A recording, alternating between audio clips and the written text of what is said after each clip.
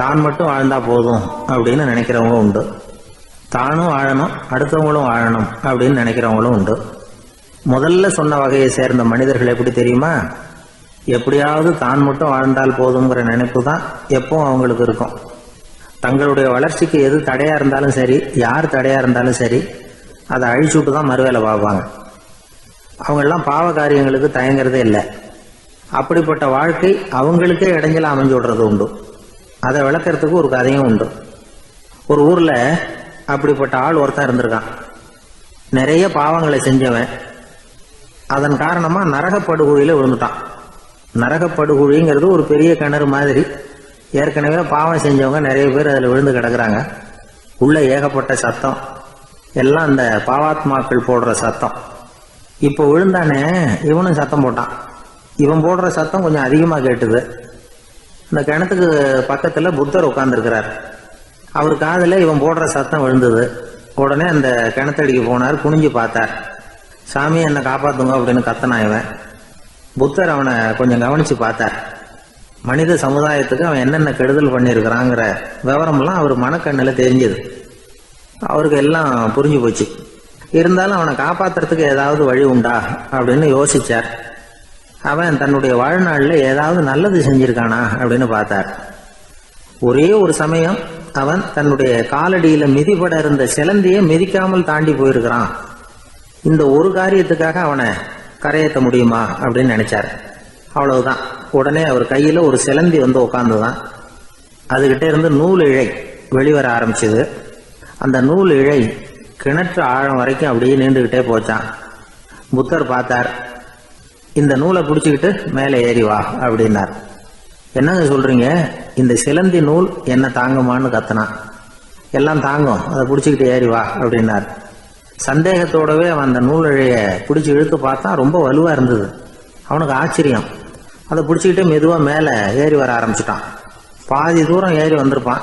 அப்போ அவன் காலுக்கு கீழே ஏதோ சத்தம். என்னன்னு குனிஞ்சு பார்க்கறான். கீழே கிடந்தவங்க சில பேரும் அந்த நூலை பிடிச்சி மேலே வந்துகிட்டு இருக்கிறாங்க. இவனுக்கு கோபம் வந்துட்டுது. தன்னுடைய இடுப்புல வச்சிருந்த கத்தியை எடுத்து தன்னுடைய காலுக்கு கீழே நூல் இழையை அப்படியே வெட்டி விட்டுட்டான். இனிமே நாம மட்டும்தான் மேலே ஏறி வந்துடணும் அப்படின்னு நினைச்சுக்கிட்டான். ஆனா நடந்தது என்ன தெரியுமா? மொத்த நூல் இழையும் அப்படியே அருந்து கீழே விழுந்துட்டுது. அவனும் பொத்துன்னு கீழே விழுந்துட்டான். மறுபடியும் கத்த ஆரம்பிச்சுட்டான். ஏற்கனவே அவன் செஞ்சிருந்த ஒரு சிறு கருணை அந்த நூல் இழைக்கு உறுதியை கொடுத்தது. இப்போ அவன் செஞ்ச பாவம் அந்த நூல் இழைய வலுவிழக்க செஞ்சுட்டுது. அடுத்தவங்களும் வாழணுங்கிற எண்ணம் அவனுக்கு இருந்திருந்தா இப்போ அவனும் கரையேறி வந்திருப்பான், மற்றவங்களும் சௌக்கியமா வந்து சேர்ந்திருப்பாங்க. அதனால நாமும் வாழணும், அடுத்தவங்களும் வாழணும் அப்படின்னு நினைக்கிறவன் வாழ்க்கையில சீக்கிரம் முன்னுக்கு வந்துடுவான். ஒருத்தன் ஒரு டாக்டர் கிட்ட போனான். மருந்து வாங்கினான். வாங்கி கொண்டாந்து பேசாம வச்சுட்டான், சாப்பிடல. அப்புறம் எதுக்காகப்பா போய் அவர்கிட்ட மருந்து வாங்கினேன் அப்படின்னு கேட்டாங்க. டாக்டர் வாழணும் இல்லையா, அதனாலதான் அப்படின்னா. அவர் கொடுத்த மருந்தை நீ ஏன் சாப்பிடல அப்புறம் அப்படின்னு கேட்டாங்க. நான் வாழணும் இல்லையா, அதுக்காக தான் அப்படின்னா. ஒருத்தர் இருக்கார், நல்ல உத்தியோகத்துல தான் இருக்கிறார். ஆனா எப்ப பார்த்தாலும் முகத்தை வெறுப்பா வச்சிருப்பார். அப்படியே வருவார் போவார். ஏன் சார் இப்படி இருக்கிறீங்க அப்படின்னு விசாரிச்சோம். ஏன்டா இந்த வேலைக்கு வந்தோம்னு இருக்கு சார் அப்படின்னார். உங்க வேலை உங்களுக்கு பிடிக்கலையா அப்படின்னு கேட்டோம். இல்லைன்னார். இப்படிப்பட்டவங்க வெற்றிகரமான வாழ்க்கை வாழ முடியாது. இது நிபுணர்கள் கருத்து. வேலையை நேசிக்க தெரிந்தவர்கள் வெற்றி பெறுவார்கள் அப்படிங்கிறாங்க அவங்க. எந்த துறையா இருந்தாலும் சரி, அந்த துறையில வெற்றிகரமா இருக்கிறவங்கள விசாரிச்சு பாருங்க.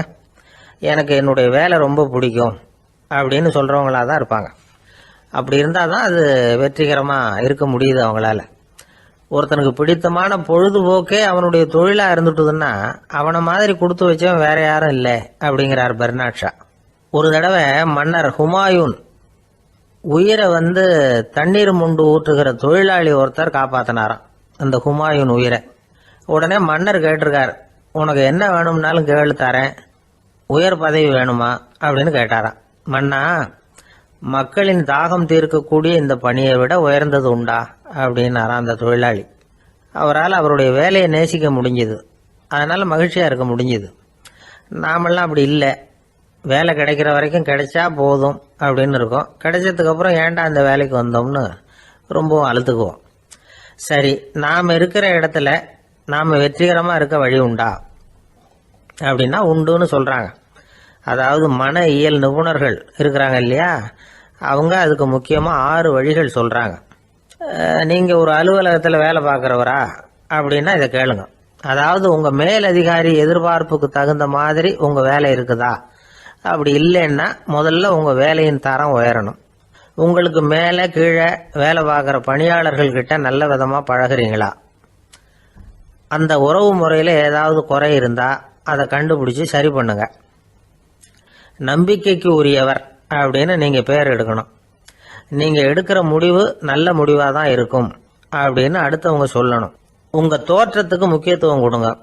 இது மனம் உடல் ரெண்டும் சம்பந்தப்பட்டது. அதனால் மனசையும் ஆரோக்கியமாக வச்சுருக்கணும், உடம்பையும் ஆரோக்கியமாக வச்சுருக்கணும்.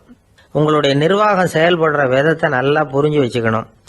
உங்களுடைய நிர்வாகம் இப்போ ஒரு காரியம் செய்யுதுன்னு வச்சுங்க, ஏன் அப்படி செய்யுது, எதுக்காக அப்படி செய்யுது, அதனுடைய குறிக்கோள் என்ன, அது நீடிக்கிறதுக்கு காரணம் என்ன, இதையெல்லாம் தெரிஞ்சுக்கணும். சிரிப்புக்கு வஞ்சகம் பண்ணக்கூடாது, நல்லா சிரிக்கணும், அப்போ தான் அது திரும்ப கிடைக்கும். கடந்த கால தோல்வியை பற்றி கவலைப்படக்கூடாது. முதலாளி விருப்பம் தெரிஞ்சு நடந்துக்கிறது நல்லது தான். அதுக்காக காக்கா பிடிக்கணுங்கிற அவசியம் இல்லை. உங்களுக்கு ஒரு பொறுப்பான வேலை கிடைக்குது, உடனே சத்தம் குழப்பம் அப்படின்னு சூழ்நிலையை இறுக்கமாக ஆக்கிடக்கூடாது. எந்த சூழலையும் இயல்பாக கையாளக்கூடியவர் அப்படிங்கிறத காட்டணும். இதெல்லாம் உங்கள் துறையில் நீங்கள் வெற்றி பெற நிபுணர்கள் சொல்கிற யோசனைகள். இவ்வளவு விவரமும் சொல்லிவிட்டு ஒருத்தரை பார்த்து கேட்டோம், இப்போ சொல்லுங்க, நீங்கள் செய்கிற வேலை உங்களுக்கு பிடிச்சிருக்குதா அப்படின்னோம். ரொம்ப ரொம்ப பிடிச்சிருக்குது அப்படின்னார். சரி, என்ன செஞ்சிட்டு இருக்கிறீங்க அப்படின்னு கேட்டோம். சும்மா தான் இருக்கிறேன் அப்படின்னார் அவர். நம்மக்கிட்ட ஒருத்தன் தப்பாக நடந்துக்கிட்டானா உடனே நாம் என்ன செய்வோம், கையை ஓங்கிட்டு அவனை அடிக்க போவோம். நாம் அவங்ககிட்ட அவனை விட ஒருபடி மேலாக தப்பாக நடந்துக்குவோம். ஆனால் பெரியவங்கள்லாம் அப்படி நடந்துக்கிறது இல்லை. இன்னா செய்தாரை ஒருத்தல் அவர் நாண நன்னயம் செய்து விடல் அப்படின்னு வள்ளுவர் சொல்லியிருக்கார் இல்லையா, அதுக்கு தகுந்த மாதிரி நடந்துக்குவாங்க. பாயசித் விஸ்தாமிங்கிறவர் ஒரு பெரிய ஞானி.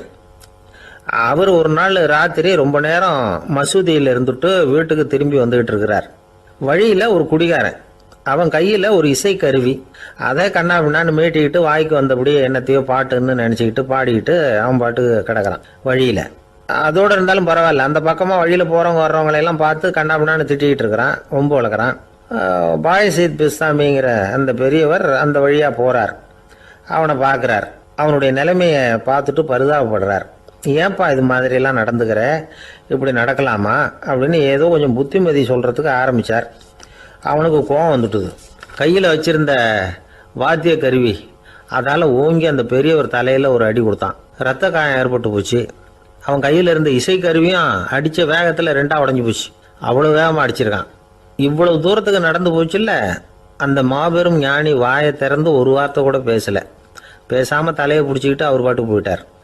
மறுநாள் அந்த பெரியவர் என்ன பண்ணார் தெரியுமா, கொஞ்சம் இனிப்பு பண்டங்கள், கொஞ்சம் பணம், இது ரெண்டையும் ஒரு ஆள் மூலமாக அனுப்பி வச்சார் அந்த குடிகாரனுக்கு. அவனுக்கு ஒன்றும் புரியல. என்ன விவரம்னு விசாரித்தான். வந்த ஆள் ஒரு கடுதாசியை நீட்டினான். அதில் விவரம் இருந்தது. ஞானி எழுதியிருக்கிறார், இதை பார்ப்பா, உங்களுடைய இசைக்கருவி உடையறதுக்கு என்னுடைய தலை காரணமாக ஆயிட்டுது. அதுக்காக நான் ரொம்ப வருத்தப்படுறேன். அதுக்காக தான் பணம் அனுப்பி வச்சுருக்கேன். வேறு புதுசாக ஒரு இசைக்கருவி வாங்கிக்கோ. அப்புறம் இன்னொரு விஷயம், நேற்றுக்கு ராத்திரி என்கிட்ட ஏகப்பட்ட கசப்பான வார்த்தைகளை பேசினேன். இதோடு அனுப்பியிருக்கிற இனிப்பு பண்டங்களை சாப்பிட்டு உன்னுடைய நாவில் உள்ள கசப்பை மாற்றிக்கோ அப்படின்னு அதில் எழுதப்பட்டிருந்தது. இந்த சமயத்தில் அவன் குடி மயக்கத்தில் இல்லை, கிழிஞ்சு போயிருந்த நேரம் அது. அதனால் அதை படித்த உடனே அவனுக்கு ரொம்ப வெக்கமாக போச்சு. தலை குனிஞ்சான், யோசனை பண்ணான். கொஞ்ச நேரத்தில் தன்னுடைய நண்பர்கள் சில பேரையும் கூப்பிட்டுக்கிட்டு நேராக அந்த ஞானி இருக்கிற இடத்துக்கு ஓடினான். அவர் காலில் விழுந்தான், அவர்கிட்ட மன்னிப்பு கேட்டுக்கிட்டான். பெரியவங்களே தெரியாமல் நான் இந்த பாவ செயலை பண்ணிவிட்டேன், என்னை மன்னிச்சுங்க, உங்களுடைய பொறுமையும் போதனையும் என்னுடைய கண்ணை திறந்துட்டுது. இனிமேல் நானும் என்னுடைய நண்பர்களும் நல்ல வழியில் திருந்தி வாழ போகிறோம் அப்படின்னா. ஞானி செய்த நன்னயம் குடிகாரனை எப்படி திருத்திருக்கு பார்த்தீங்களா? இந்த கதையை கேட்டுவிட்டு ஒருத்தர் சொன்னார், என் வாழ்க்கையில் கூட அப்படி ஒரு சம்பவம் நடந்தது சார்.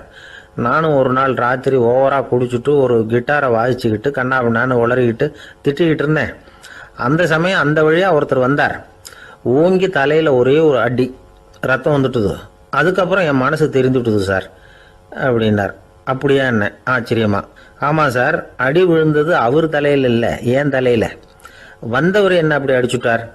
மயக்கம் தெளிஞ்சதுக்கு அப்புறம்தான் எனக்கு விவரம் புரிஞ்சுது, அவர் ஒரு போலீஸ்காரரு அப்படின்னார் ரொம்ப சோகமாக. ஜெருசலேம் அங்கே உள்ள ஒரு தேவாலயம், அதில் உள்ள பலிபீடத்தின் முன்னாடி ஒரு பெட்டி உண்டு. அது காணிக்கை பெட்டி. ஆலயத்துக்கு வர்றவங்க பிரார்த்தனை பண்ணிவிட்டு திரும்பி போகிற சமயத்தில் அந்த பெட்டியில் காணிக்கை போடுவாங்க. அவங்களால எவ்வளவு முடியுமோ அவ்வளவு போடுறது வழக்கம். அவங்கவுங்க வசதிக்கு தகுந்த மாதிரி போடுவாங்க. வசதி உள்ளவங்களாக இருந்தாலும் சரி, வசதியே இல்லாத வறியவர்களாக இருந்தாலும் சரி, ஆலய காணிக்கை பெட்டியில் காசு போடுறது அவங்களுக்கு ரொம்ப பெருமையான ஒரு செயல்.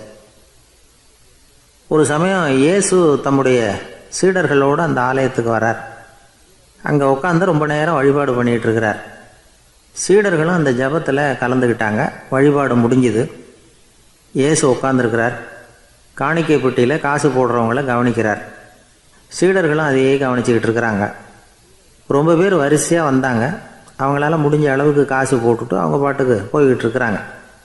வசதியானவங்க நிறைய பேர் வந்தாங்க. அதுக்கு மத்தியில் வயசான ஒரு அம்மா, அவங்களும் வந்து காசு போட்டுட்டு போகிறாங்க.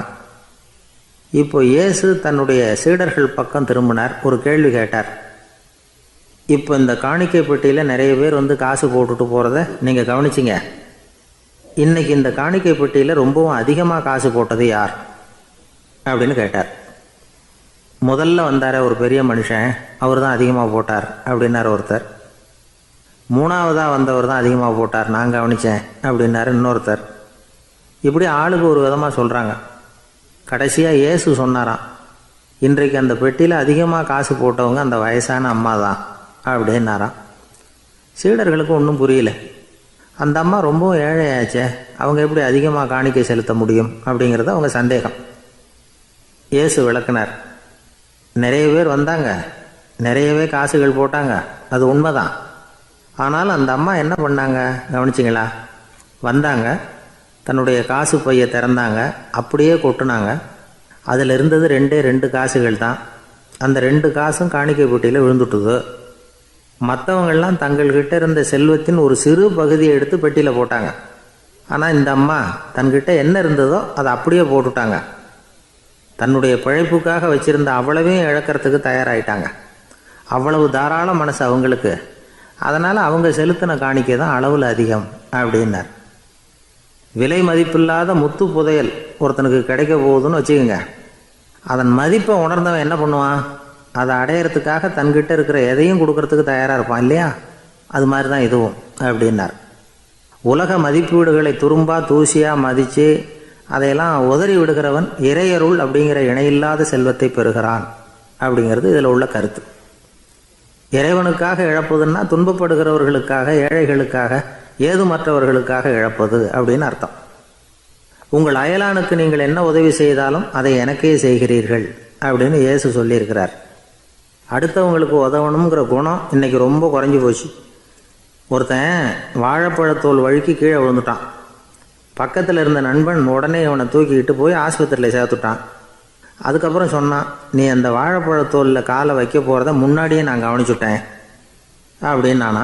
அப்படின்னா அப்போவே நீ எனக்கு உதவி செஞ்சுருக்கலாமே அப்படின்னு நானா. அவன், நான் டாக்டருக்கு உதவலாம்னு நினச்சிட்டேன் அப்படின்னா. இவன் ஒரு ஊரில் ஒரு ஆள் இருந்தான்.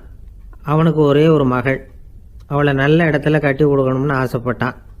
அதுக்காக மாப்பிள்ளை தேடிக்கிட்டு இருந்தான். அவன் கொஞ்சம் வசதியான ஆள். அதனால் நிறைய பேர் வந்தாங்க.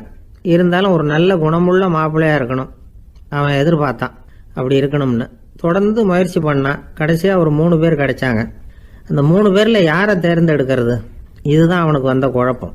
இந்த நிலைமையில் ஒரு பெரியவரை தேடி போனான். அவர்கிட்ட தன்னுடைய பிரச்சனையை சொன்னான். அவர் கொஞ்சம் யோசனை பண்ணார். அதுக்கப்புறம் 3 பேரையும் கூப்பிட்டார். இதை பாருங்கப்பா, உங்கள் 3 பேருக்கும் 3 மாத கால அவகாசம் தர்றேன். நீங்கள் இப்போ போகலாம். 3 மாதம் கழித்து திரும்பி வரலாம். அப்படி வரும்பொழுது இந்த 3 மாத காலத்தில் நீங்கள் செஞ்ச நல்ல காரியம் ஏதாவது ஒன்று சொல்லணும். அதை வச்சு உங்களில் ஒருத்தரை நாங்கள் வந்து தேர்ந்தெடுத்துக்கிறோம் அப்படின்னு சொன்னாராம்.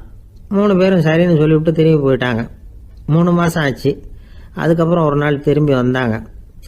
அவர் அவங்கள கூப்பிட்டு உட்கார வச்சார். அப்புறம் கேட்டார், இப்போ சொல்லுங்கள், இந்த 3 மாத காலத்தில் நீங்கள் செஞ்சுருக்கிற ஏதாவது ஒரு நல்ல காரியத்தை சொல்லுங்க அப்படின்னார். முதல்ல ஒருத்தன் எழுந்திரிச்சு நின்னான். ஐயா, எங்கள் அப்பா இறந்த பிறகு அவரோட கணக்கு வழக்குகளை எடுத்து பார்த்துக்கிட்டு இருந்தேன். அவர் ஒரு வியாபாரிகிட்ட 10,000 ரூபா கடன் வாங்கி இருக்கிறதாக எழுதியிருந்தார். அந்த வியாபாரியும் இப்போ உயிரோட இல்லை. இருந்தாலும் அந்த வியாபாரியோட மகனை தேடி கண்டுபிடிச்சேன். கணக்கு புத்தகத்தை காட்டினேன். உங்கள் அப்பா கிட்ட 10,000 ரூபா கடன் வாங்கி இருக்கிறதாக இதை எழுதியிருக்கிறார். அதனால் அதை திருப்பி கொடுக்கறதுக்காக வந்திருக்கிறேன். இந்தாங்க அந்த பணம் அப்படின்னு சொல்லி கொடுத்துட்டு வந்துட்டேன் அப்படின்னு நானும். இதை பெரியவர் கவனமாக கேட்டுக்கிட்டார். அதுக்கப்புறம் 2வது இளைஞன் எழுந்திருச்சான். ஐயா, நான் போன மாதம் ஒரு நாள் ராத்திரி வேளையில் ஒரு காட்டுப்பாதை வழியாக எங்கள் ஊருக்கு போய்கிட்டு இருந்தேன். அந்த சமயத்தில் அந்த வழியாக வந்துக்கிட்டு இருந்த ஒரு வழிப்போக்கர்கிட்ட 4-5 திருடர்கள் வம்பு வளர்த்து அவர்கிட்ட இருந்த பொருளை எல்லாம் கொள்ளையடிச்சிக்கிட்டு இருந்தாங்க. நான் உடனே ஒரு குச்சியை எடுத்துகிட்டு ஓடினேன். அந்த திருடர்களை அடித்து விரட்டினேன். பொருளை எல்லாம் மீட்டு அந்த வழிப்போக்கர்கிட்ட ஒப்படைச்சேன். அவரை பத்திரமா அழைச்சிக்கிட்டு போய் அவர் வீட்டில் விட்டுட்டு வந்தேன் அப்படின்னு நானும். இதையும் பெரியவர் கவனமாக கேட்டுக்கிட்டார். அடுத்தபடியாக 3வது இளைஞன் எழுந்திருச்சான். ஐயா, போன மாதம் ஒரு நாள் நான் ஒரு மலைப்பாதை வழியாக போய்கிட்டு இருந்தேன். மலைப்பாதை விளிம்பில் ஒரு மதகு கட்டை, அது மேலே ஒரு ஆள் படுத்து தூங்கிட்டு இருந்தான். அந்த பக்கம் தவறி உருண்டு விழுந்திருந்தான்னா அதில் பாதாளம். அது மலையடி வாரத்தில் போய் தான் விழணும், அவ்வளவு பள்ளம். அது தெரியாமல் அவன் பாட்டுக்கு தூங்கிட்டு இருந்தான். நான் உடனே அவன்கிட்ட ஓடி போய் குனிஞ்சு அவன் முகத்தை பார்த்தேன். அப்போ தான் புரிஞ்சுது, அவன் ஏற்கனவே எனக்கு தெரியும். அவனை எனக்கு நிறைய கெடுதல் பண்ணியிருக்கிறான், இடைஞ்சல் கொடுத்தவன். இருந்தாலும் ஐயோ பாவம்னு நினச்சி அவனை எழுப்பி பாதுகாப்பாக வேற ஒரு இடத்துல படுக்க வச்சுட்டு வந்தேன் அப்படின்னானா. பெரியவர் இதையும் கேட்டுக்கிட்டார். அதுக்கப்புறம் அவங்க 3 பேரையும் பார்த்து நீங்கள் போகலாம், நாங்கள் யோசித்து முடிவு பண்ணி உங்களுக்கு சொல்லி அனுப்புகிறோம் அப்படின்னாராம். அந்த இளைஞர்கள் புறப்பட்டு போயிட்டாங்க. அதுக்கப்புறம் அந்த பெண்ணோட அப்பாவை பார்த்து சொன்னார், இந்த 3 பேருமே நல்ல பிள்ளைங்க தான், அதில் ஒன்றும் சந்தேகம் இல்லை. இருந்தாலும் இந்த 3 பேர் செஞ்ச செயல்களையும் ஒப்பிட்டு பார்க்க வேண்டியிருக்கு. முதல் இளைஞன் நேர்மைக்கு எடுத்துக்காட்டாக விளங்குறான். இந்த காலத்தில் இது மாதிரி இளைஞர்களை பார்க்கறது ரொம்ப கஷ்டம்தான். இருந்தாலும் அவன் கடமையை தான் செஞ்சான். 2வது இளைஞன் நல்ல வீரன், தைரியசாலி. ஒரு வீரன் எதை செய்யணுமோ அதைத்தான் இவன் செஞ்சான். இவன் ஒரு லட்சிய மனிதன். 3வது இளைஞன் தன்னுடைய பகைவனுக்கே உதவி செஞ்சிருக்கான். அவன் உயிரை காப்பாற்றியிருக்கிறான். பகைவனுக்கு அருள்வதுங்கிறது ஒரு சாதாரண மனுஷனால் செய்யக்கூடிய காரியம் இல்லை. பகையை மறக்கிறதும் பகைவனுக்கு அருள்வதும் தெய்வீக பண்புகள். அதனால் இவனையே உன்னுடைய மகளுக்கு ஏற்ற மாப்பிள்ளையா தேர்ந்தெடுக்கலாம் அப்படின்னு சொன்னாங்களாம். ஒரு நல்ல நாளில் அவங்களுக்கு திருமணம் நல்ல விதமாக நடந்து முடிஞ்சுதான். இது சுவாமி சின்மயானந்தர் சொல்லியிருக்கிற ஒரு கதை. இதிலேருந்து நாம் புரிந்து கொள்ள வேண்டிய ஒரு கருத்து, நமக்கு கெடுதல் பண்ணவங்களுக்கும் நாம் நல்லது செய்யணும். ஆனால் நடைமுறையில் அப்படி நம்மளால் செய்ய முடியறதில்ல. அதுதான் சிக்கல். நம்மால் ஒருத்தங்கிட்ட கேட்டேன், ஏண்டா உன்னுடைய பகைவன் ஒருத்தன் அது மாதிரி ஒரு மலைப்பாதை மதகு கட்டையில் படுத்திருந்தா உடனே நீ என்ன நினைப்ப அப்படின்னு கேட்டோம். இது ஒரு அருமையான சந்தர்ப்பம்னு நினைப்பேன் அப்படின்னா. எதுக்குன்னு கேட்டோம். அவனை அந்த பக்கமாக உருட்டி கீழே தள்ளுறதுக்கு அப்படின்னா. ஒரு நாள் ஒரு தகப்பனார் தன்னுடைய பிள்ளைய அழைச்சிட்டு வந்தார். சார், இவன் சரியாக படிக்க மாட்டேங்கிறான், பெரியவங்களை மதிக்க மாட்டேங்கிறான், நீங்கள் கொஞ்ச நாள் இவனுக்கு குருவாக இருந்து நல்ல விஷயங்களை சொல்லி கொடுத்தா தேவையில்லைன்னார். பெரியவங்களையும் மதிக்காதவன் எப்படி என்ன மதிக்க போகிறான் அப்படிங்கிறது நமக்கு யோசனை வரும் இல்லையா? வேணாங்க, என்னை விட்டுருங்க அப்படின்னோம். அவர் விட மாட்டேன்னு விட்டார். இல்லைன்னா அவரே சிஷ்யன் ஆகிடுவார் போல இருந்தது. சரி, வேற வழி இல்லாமல் அந்த பையனையே என்னுடைய சீடனை ஏற்றுக்கிட்டு உபதேசமெல்லாம் பண்ண ஆரம்பித்தோம். அதாவது குரு பக்தின்னா அது எப்படி இருக்கணுங்கிறத பற்றி சொல்லி கொடுத்தோம் அவனுக்கு. சதமகர் அப்படின்னு ஒரு குரு இருந்தார். அவருக்கு ஒரு சீடன். அவன் பேர் துளசி சைதன்யன். நைஷ்டிக பிரம்மச்சாரி. தன்னுடைய குருவுக்கு எந்த நேரத்தில் எது தேவைங்கிறத புரிஞ்சுக்கிட்டு சேவை செய்கிறவன்.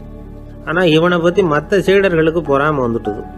இவன் மட்டும் இப்படி இருக்கானேன்னு உடனே குரு கிட்ட போய் கோல் மூட்டினாங்க. அவன் சரியில்லை, அவன் நடந்துக்கிறது சரியில்லை, அப்படி இப்படின்னு எதையாவது சொல்லி. இருந்தாலும் இதையெல்லாம் அந்த குரு நம்பலை. அவருக்கு தெரியும் யார் யார் எப்படின்னு. துளசி சைதன்யன் பெருமையை மற்ற சீடர்களுக்கு உணர்த்தணும் அப்படின்னு நினைச்சார். அதுக்கு ஒரு வழி பண்ணார். ஒரு நாள் சீடர்களை எல்லாம் கூப்பிட்டுக்கிட்டு ஒரு காட்டு வழியா போய்கிட்டு இருந்தார். அங்க ஒரு பெரிய மலை அருவி கொட்டிக்கிட்டு இருந்தது. குரு சீடர்கள் பக்கம் திரும்பினார். இந்த மலையின் மேலே இருந்து அந்த படுபாதாளத்துல குதிக்கிறதுக்கு உங்கள யார் தயார் அப்படின்னு கேட்டார். ஒரு சீடனும் வாய திறக்கல, ஒதுங்கி நின்றுக்கிட்டாங்க. பின்னாடி மூட்டை முடிச்சோட வந்துகிட்டு இருந்தான் துளசி சைதன்யன். அவனை பார்த்தார். தப்பாருப்பா, நீ மேலே இருந்து அந்த அருவியில குதி அப்படின்னார். அப்படியே செய்கிறேன் சுவாமின்னா. ஓடி போய் பொத்துன்னு குதிச்சுட்டான். அடுத்த கணமே குருநாதர் தன்னுடைய யோக சக்தியால் பறந்து போய் அவன் கீழே விழுந்துடாம தாங்கி பிடிச்சி கொண்டுகிட்டு வந்துட்டார். மற்ற சீடர்களுக்கெல்லாம் ஒரு மாதிரி ஆயிட்டுது. அடுத்தபடியாக என்ன பண்ணலாம்னு யோசிச்சாங்க இவனை மாட்டி விடுறதுக்கு. ஒரு நாள் வெத்தலை அடிக்கிற ஒரு சின்ன உரலையும் உலக்கையையும் எடுத்து ஒளிய வச்சுட்டாங்க. சதமகர் சன்னியாசி இல்லை, அவர் வெத்தலை போடுவார். பல்லு சரியில்லை, அதனால இடிச்சு தான் வெத்தலையை போடணும். திடீர்னு வெத்தலை பாக்கு கேட்டார். வழக்கமாக உரலில் இடித்து தர்றது தான் துளசியின் பழக்கம். உரலை தேடினா கிடைக்கல, என்ன பண்ணுறது? குரு கேட்டுவிட்டாரே, குரு சேவை தானே முக்கியம். என்ன பண்ணா வெத்தலை பாக்க தன்னுடைய வாயில் போட்டு முன்னு அதை எடுத்து அவர்கிட்ட கொடுத்துட்டான். குரு எதையோ படிச்சுக்கிட்டே அதை வாங்கி வாயில் போட்டுக்கிட்டார். துளசி இன்னைக்கு தாம்பூலம் நல்லா இடிக்கப்பட்டிருக்கு, ருசியாக வேற இருக்கு, அதை இடித்த பாத்திரத்தை என் கண்ணால் பார்க்கணும்னு ஆசையாக இருக்குன்னுட்டார். அதை மட்டும் அனுப்பி போய் நீ வர வேண்டான்னு வேற சொல்லிவிட்டார். இதை கேட்டதும் துளசி தவிச்சு போயிட்டான். இவன் போகாமல் எப்படி வாயை மட்டும் அனுப்பி வைக்க முடியும்? இவன் தவிக்கிறத பார்த்ததும் மற்ற சீடர்களுக்கெல்லாம் மனசுக்குள்ள ரொம்ப சந்தோஷம். துளசி கொஞ்சமும் யோசிக்கல, வாழை எடுத்தான், தன்னுடைய தலையவே அப்படியே அறுத்து வெட்டி எடுத்தான். இன்னொரு சீடங்கிட்ட கொடுத்துட்டான், எடுத்துட்டு போன்னு சொல்லி கொண்டுட்டு போய் குரு முன்னாடி வைக்கிறாங்க. அந்த தலையில வாய் திறந்திருக்கு, வெத்தலை போட்டு முன்னு இருந்தது, தெரிஞ்சு போச்சு, சிவப்பா இருந்தது. அவனுடைய குரு பக்தியை இப்ப எல்லாரும் ஒத்துக்கிட்டாங்க. அதுக்கப்புறம் குரு சதமகர் தன்னுடைய அற்புத திறமையினால அந்த தலையை மறுபடியும் ஒட்ட வச்சுட்டார். துளசிக்கு உயிர் வந்துட்டுது. இப்படி ஒரு பெரிய கதை உண்டு. அதாவது துளசி சைதன்யன் அவனுடைய குரு பக்தி எப்படி அப்படின்னு கேட்டோம். ரொம்ப அபாரம் அப்படின்னு அந்த பையன் அடக்கமா, சும்மா விளையாட்டுக்காக தான் அப்படி அவங்கிட்ட கேட்டோம். ஏன்பா உன்னுடைய குரு பக்தியை என்கிட்ட காட்டுறதுக்கு உன்னோட கழுத்தை நீயே அறுக்கணும்னு நான் சொன்னா அதை நீ செய்வியா அப்படின்னு கேட்டோம். என்னுடைய கழுத்தை நானே அறுக்க வேண்டிய அவசியம் இல்லை சார் அப்படின்னா அவன். ஏண்டான்னு, அதே காரியத்தை தான் இனிமே நீங்க தினமும் செய்ய போறீங்களே சார் அப்படிங்கிறான். ஆங்கிலேய ஆட்சி இந்தியாவில் நடந்துகிட்டு இருந்த காலம். மூதறிஞர் ராஜாஜி சேலத்துல வழக்கறிஞரா தொழில் நடத்திட்டு இருக்கிறார். அவர் ஒரு சமயம் தன்கிட்ட வேலை செஞ்சுக்கிட்டு இருந்த பணியாளர் ஒருத்தரை கூப்பிட்டார். இத பாருப்பா, இந்த அஞ்சல் தலைய இந்த தபால் கவர்ல ஒட்டிட்டு வா அப்படின்னு சொன்னாராம். அந்த ஆள் உடனே அந்த கவரையும் ஸ்டாம்பையும் வாங்கிட்டு போனார். பசை தடவி ஸ்டாம்பை கவர்ல ஒட்டினார். திருப்பி கொண்டுகிட்டு ராஜாஜி கிட்ட கொடுத்தார். இவர் அதை வாங்கி பார்த்தார். உடனே சிரிக்க ஆரம்பிச்சுட்டாராம். அவரால் சிரிப்பை அடக்க முடியல. அந்த பணியாளரை பார்த்து, ஏன்பா நாங்க எல்லாரும் எவ்வளவோ பாடுபட்டு முயற்சி பண்ணி போராடிட்டு வர்றோம், ஆனா எங்களால முடியல, எங்களால முடியாத அந்த காரியத்தை நீ ஒரு நிமிஷத்துல செஞ்சுட்டியே அப்படின்னு சொல்லிவிட்டு மறுபடியும் சிரிச்சாராம். பணியாளருக்கு உடனடியா ஒன்னும் புரியல. என்னன்னு பார்த்தார். அப்புறம் ராஜாஜி சொன்னாராம், ஆமாப்பா நீ ஒரு நிமிஷத்துல பிரிட்டிஷ் மன்னரை கவுத்துட்டியே அப்படின்னாராம். அப்புறம் தான் விவரம் புரிஞ்சிருக்குது. அந்த பணியாளர் மன்னர் உருவம் இருந்த அந்த தபால் தலைய அந்த கவர்ல தலைகீழா ஒட்டி வச்சிருக்கிறார். அதை பார்த்துட்டு தான் ராஜாஜி அப்படி சொன்னாராம். இந்த நகைச்சுவை உணர்வு அவருக்கு இயல்பாவே இருந்தது. சேலத்துல வெங்கட சுப்பையர் அப்படின்னு சொல்லி ஒரு பிரபலமான வக்கீல், அவரும் ராஜாஜியும் ஒரு ஊர்ல பொதுக்கூட்டத்தை முடிச்சுக்கிட்டு திரும்பி ரயில்ல சென்னைக்கு வந்துகிட்டு இருக்கிறாங்க. ராத்திரி நேரம். வெங்கட சுப்பையர் ஜன்னல் ஓரமா உட்காந்து பயணம் பண்ணிட்டு இருக்கிறார். திடீர்னு ஒரு இடத்துல அவரோட கை கடிகாரம் நழுவி ஜன்னல் வழியா வெளியில வந்துட்டுதான். அவர் உயிருக்கு உயிரா பாதுகாத்து வச்சிருந்த வாட்ச் அது. ஏன் தெரியுமா? அவர் வக்கீல் ஆகிறதுக்கு முன்னாடி சென்னை கிறித்துவ கல்லூரியில பணியாற்றிக்கிட்டு இருந்தார். பணி முடிஞ்சு விலகிறப்போ அவர்கிட்ட படிச்ச மாணவர்கள்லாம் அன்புக்கு அடையாளமா ரொம்ப பிரியமா கொடுத்த கை கடிகாரம் அது. அப்பேற்பட்ட அன்பு பரிசை திடீர்னு இழந்து விடுறதுக்கு யாருக்குதான் மனசு வரும்? ஐயோ வாட்சி வெளியில விழுந்துட்டுதே அப்படின்னு பதற்றத்தோட சத்தம் போட ஆரம்பிச்சாராம். ராஜாஜி பக்கத்துலதான் உட்கார்ந்து இருக்கிறார். இருந்தாலும் இதை கேட்டுட்டு பதட்டப்படல, பதில் எதுவும் சொல்லல. அவர் பாட்டுக்கு என்னத்தையோ 1 2 3ன்னு எண்ணிட்டே வந்தாராம். வெங்கட சுப்பையர் ரொம்ப வேதனைப்பட்டிருக்கார். என்னங்க இது, என்னோட அருமையான கை கடிகாரம் நழுவி வெளியில விழுந்துட்டுது, அதுக்காக நான் தவிச்சுக்கிட்டு இருக்கிறேன். நீங்க என்னன்னா இதை கொஞ்சம் கூட காதுல வாங்கிக்காம குழந்தை மாதிரி என்னத்தையும் எண்ணிட்டே வர்றீங்களே அப்படின்னாராம்.